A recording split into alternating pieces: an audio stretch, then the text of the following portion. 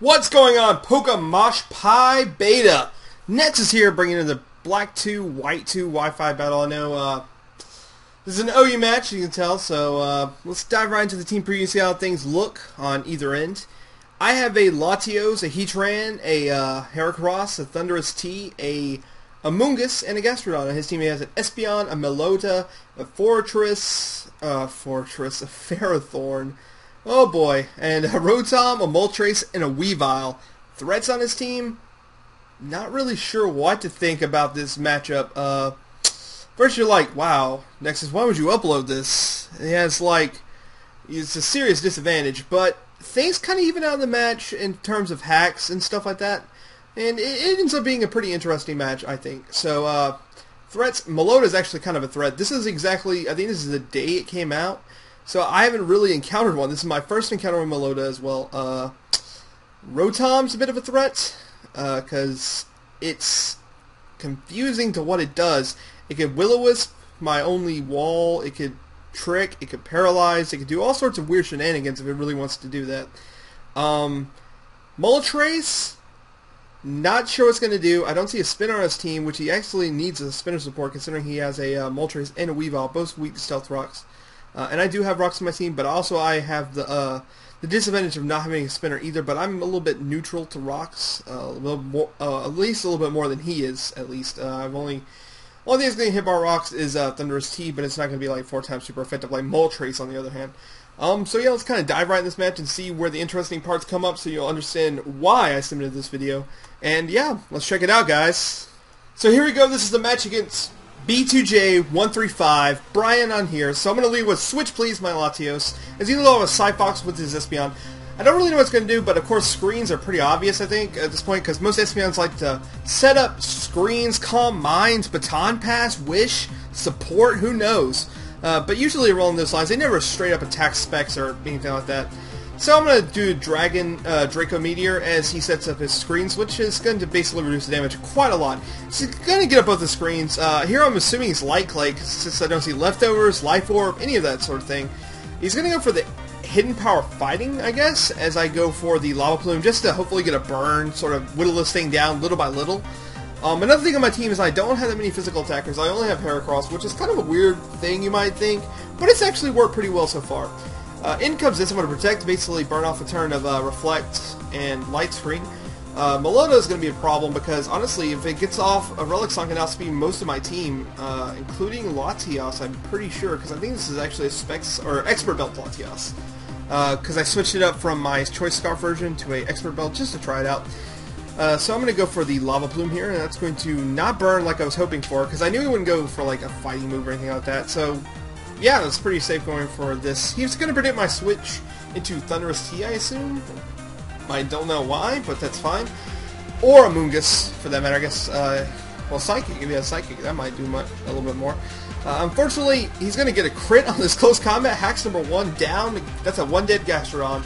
So you won't see him during this match at all. I thought I could take that a little bit better because I am max HP, max physical defense, so I thought I could take that, you know, relatively well. But of course, it seems I was mistaken. So I'm going to switch in Switch Please, because I was hoping he would switch. Here's going to go for the Ice Punch, and I'm like, oh boy, that's going to do a shit ton. But unfortunately, it doesn't kill me, but he gets the Freeze Hacks, and I'm like, oh my god, I can actually kill him if he didn't freeze. Oh boy. So here I'm just like, whatever. I'll save you for Death Fodder. You at least serve a purpose. I'm not just going to waste your life on Death Fodder at this point in time. So I'll switch him out as he switches in Cyfox, I guess as a pity switch of sorts. Or predicting me to switch, possibly, I'm not sure. Or just give Screen seeing an opportunity to do such. Which is capitalizing on the fact that I was frozen, but that's fine. It's all in the game, really.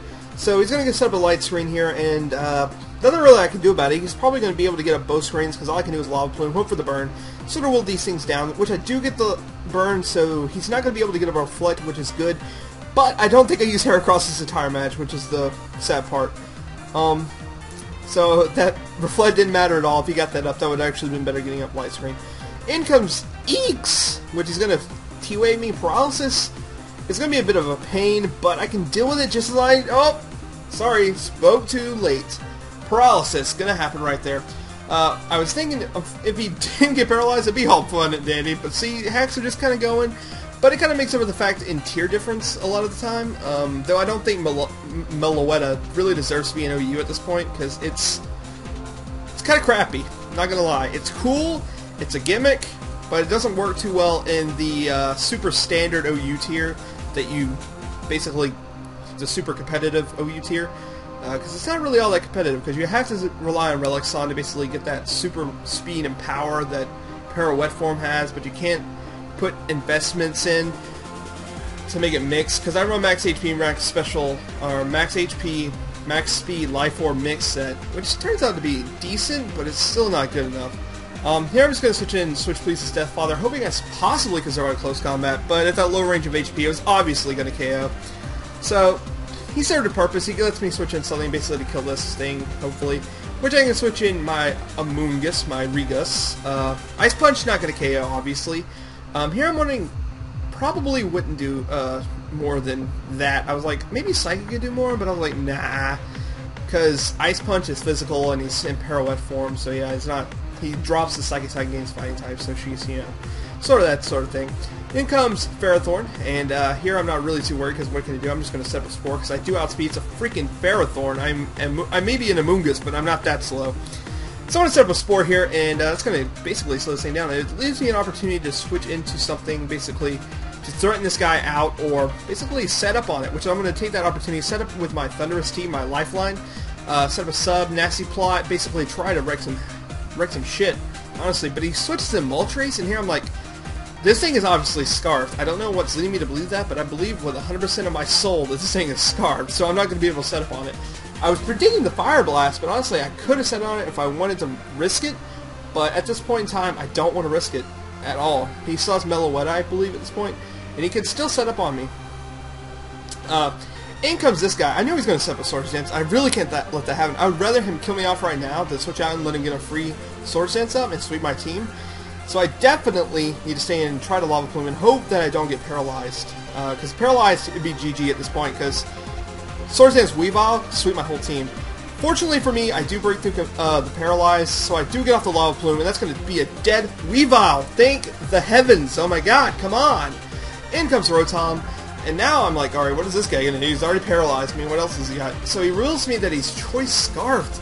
Or, no, not Choice Scarfed. Ring Target. That's right, Ring Target. What the fuck? I'm like, is this thing got, like, Zap Cannon or some shit? Does Rotom learn Zap Cannon? I'm not actually 100% confident I know the answer to that. Without actually just going to Cerebi or Smogon to look at moves. Honestly, I don't know. Here he goes for the Electro Ball. I was predicting an Electric type move of some sort. Probably Thunder. Or like I said, Zap Cannon maybe, so I switched to Thunderous basically to a Bulbasaur. But now this is a perfect opportunity to switch into his Sleep-Foddered Ferrothorn. And I'm like, this is it, GG, I can sweep, I can do this. Gonna set a Nasty Plot here. I'm like, I wonder how much a +2 HP Ice will do to a Ferrothorn. You know, I don't feel like running Calcs, I never do. So let's kind of take a test here. While he's Sleep-Foddered, he can't break my sub. I know for a fact Ferrothorn can't break my sub. Unless he's negative speed nature with Gyro Ball, that's like it. And that's a little bit iffy, considering I do have a little bit of HP investment. Not much, just enough to give me 301, so 8 EVs, I think. Most in speed than the rest in special attack, so I mean it's not all that spread. But he's going to choose to set up Stealth Rocks, which was a huge mistake. Allows me to give another Nasty Plot. Now obviously, a +2 took him down to almost half, barring, you know, Stealth Rocks damage on entry. But that's going to take him out easily. +4? Come on, get out of here, Ferrothorn. No one loves you anymore.